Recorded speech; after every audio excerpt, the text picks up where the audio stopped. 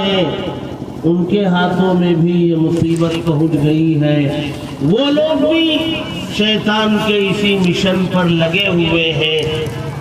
ظاہر سی بات ہے اخلاص مفقود ہوگا تو ادارہ مسائل کا شکار ہوگا، اور مبتلا بھی ہی مسائل کے شکار ہوں گے۔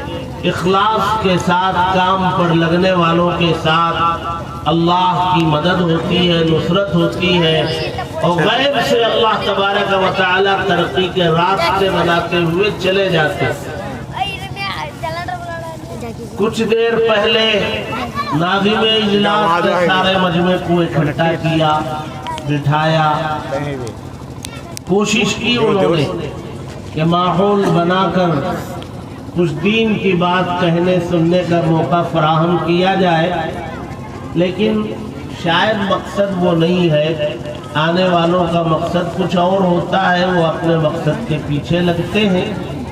ایک اصول یہ بھی ہے کہ بھوک لگے تو کھانا کھانا، بھوکے کو کھانا کھلانا، ضرورت کے بقدر کھلانا۔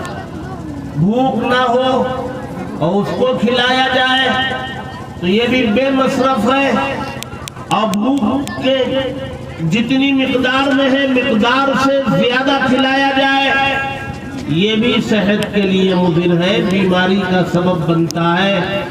دین کی بات بھی اتنی کہی جائے جتنی ضرورت ہو، جس کے لیے ضرورت ہو اس سے کہی جائے۔ زبردستی بٹھا کر کے دین کی بات کہنا زبردستی کھانا کھلانے کے برابر ہے، بدہضمی ہو جائے گی، دست ہونے لگیں گے، قے ہونے لگے گی، بیمار ہو جائیں گے۔ اسی لیے شریعت نے ہفتے میں ایک دن جمعے کا نظام بنایا، لازم کیا کہ سارے علاقے کے لوگ جمعے کے دن مسجد میں پہنچے، دین کی بات وہاں ہوگی، وہ عربی کے 2 خطبوں کے درمیان ہو جائے۔ یہ ہمارے یہاں عربی سمجھتے نہیں، اس لیے خطبوں سے پہلے یا نماز کے بعد 15-20 منٹ اردو زبان میں، مقامی زبان میں دین کی بات کہی جاتی ہے، اور وہاں بھی بیٹھنے والے بہت کم لوگ ہوتے۔ یہ جتنے لوگ موبائل پکڑتے ہیں نا، ان کو روک کر کے ایک ایک سے پوچھا جائے، بھائی آپ درود ابراہیم سناؤ، آپ دعائے قنوت سناؤ، آپ کی ماں کا انتقال ہو جائے تو نماز جنازہ میں کیا دعا پڑھو گے وہ سناؤ۔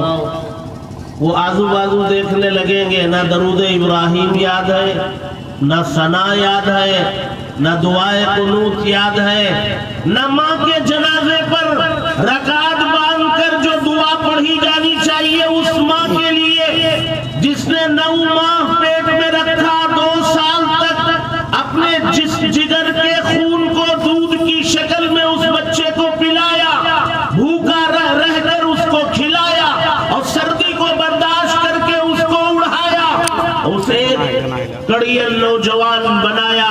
اس ماں کے نماز جنازہ میں پڑھنے والی دعا اس نوجوان کو یاد نہیں ہے، اس کے ہاتھ میں موبائل ہے۔ تماشا یہ ہو گیا کہ لوگ اب قبر میں میت کو رکھتے ہوئے بھی تصویر بنانے لگے۔ کون سی جگہ ہے قبرستان جہاں انسان کو موت یاد آنی چاہیے؟ موت تو ہر موقع پر یاد کرنا چاہیے۔ اللہ کے نبی صلی اللہ علیہ وسلم نے فرمایا، لوہے کو جس طرح زنگ لگتا ہے انسانوں کے دلوں کو بھی زنگ لگ جاتا ہے۔ صحابہ اکرام نے پوچھا، لوہے کے زنگ کو دور کرنا تو معلوم ہے کہ آگ کی بھٹی میں ڈالا جائے تو وہ زنگ دور ہوتا ہے، انسان کے دل کو زنگ لگ جائے تو پاک کرنے کا کیا طریقہ ہے؟ اللہ کے نبی صلی اللہ علیہ وسلم نے فرمایا، انسانوں کے دلوں کو لگنے والا زنگ 2 کاموں سے پاک ہوتا ہے، ایک قرآن مجید کی تلاوت کی جائے اور دوسرا موت کو یاد کیا جائے۔ یہ دونوں چیزیں ہمارے پاس نہیں، نہ قرآن کی تلاوت ہے نہ موت کو یاد کرنا ہے۔ قرآن کی تلاوت مسجد میں جا کر کے بھی یاد نہیں آتا کہ قرآن اٹھا لے پڑھ لے، اور موت قبرستان کر کے بھی یاد نہیں آتا۔ وہ جگہ جہاں اسی کام کے لیے بنی، قبرستان موت کے علاوہ کوئی اور کام کے لیے نہیں بنا ہے، اسی لیے آقا صلی اللہ علیہ وسلم نے فرمایا قبرستان میں داخل ہونے سے پہلے دعا پڑھو، السلام علیکم یا اہل القبور یغفر اللہ لنا ولکم وانتم سلفنا ونحن بالاثر۔ تم آگے جانے والے ہو، پیچھے ہم بھی آنے والے ہیں قبروں میں، موت کو یاد کرو۔ قبرستان میں قدم رکھنے سے پہلے یہ دعا سکھلائی، وہ دعا پڑھ کر موت کا استحضار کر کے تصور میں موت کو لے کر اندر داخل ہونا چاہیے۔ وہاں بھی تصویر کشی ہوتی ہے۔ آپ بتائیے امت کس رخ پر پڑ چکی ہے اور اس امت کو واپس لانا کتنا مشکل ہے، اور ہمیں شکایت بھی ہے کہ ہمارے ساتھ بہت زیادتی ہو رہی ہے، ظلم ہو رہا ہے۔ جی بھئی اس لیے ہو رہا ہے کہ اللہ تبارک و تعالی نے جس مقصد کے لیے پیدا کیا تھا اس مقصد کو بھلا کر زندگی گزاری جا رہی ہے۔ یاد رکھیں ہماری جو ترقی ہے نا، مسلمانوں کی ہماری ترقی وہ قرآن مجید سے وابستہ ہونے میں ہے، اللہ کے کلام سے رشتہ جوڑنے میں ہے، اس کے پڑھنے اور پڑھانے کے سلسلوں کو جاری کرنے میں ہے، اس کی تلاوت میں ہے، اس کو سمجھنے میں ہے، اس پر عمل کرنے میں ہے۔ امت کا رشتہ اللہ کے کلام سے جتنا مضبوط ہوگا اللہ تبارک و تعالی اتنا عروج عطا فرمائیں گے، اور جتنا امت اللہ کے کلام سے دور جائے گی ذلت و رسوائی کے گڈھوں میں اسے ڈال دیا جائے۔ علامہ اقبال نے بہت پہلے کہا تھا، وہ معزز تھے زمانے میں مسلمان ہو کر، دوسرے شعر میں ان کو کہنا تھا، اور ہم خار ہوئے، ہم خار کی جگہ کہنا چاہیے تھا ہم کافر ہوئے تاریخ قرآن ہو کر، چونکہ پہلے مصرے میں مسلمان تھا، وہ معزز تھے زمانے میں مسلمان ہو کر، پہلے مصرے میں مسلمان تھا تو اس کی ضد دوسرے مصرے میں کافر ہونا چاہیے تھا۔ شاید انہوں نے رعایت کر لی، ہمت نہیں کر سکے، انہوں نے کہا اور ہم خار ہوئے تاریخ قرآن ہو۔ یہ جو مدارس،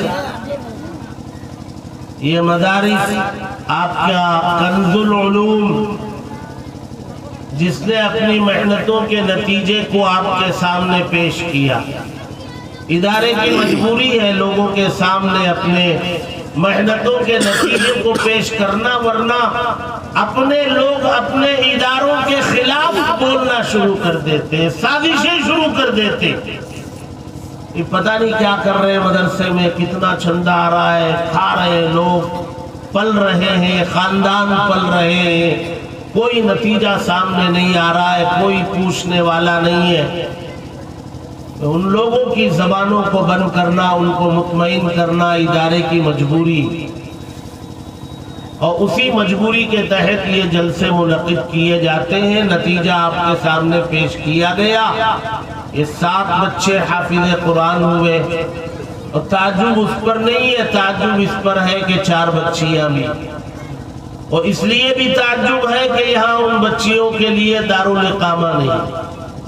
ایسا نہیں ہے کہ وہ بچیاں یہاں 24 گھنٹے رہ کر کے پڑھتی ہوں، وہ آتی ہیں، پڑھتی ہیں، چلی جاتی ہیں، اور اس طریق پر انہوں نے پورا قرآن حفظ کر لیا ہے۔ میں نے تو سنا نہیں، لیکن سننے والوں نے بتایا کہ یاد بھی ہے، پڑھتی بھی اچھا ہے۔ تو بہرحال یہ بہت بڑا کارنامہ ہے ادارے کا، اللہ کا کلام ہے، یہ معجزہ ہے، اللہ تبارک و تعالیٰ کا یہ معجزہ ہے، معجزے کے طور پر اس کو رکھا ہے۔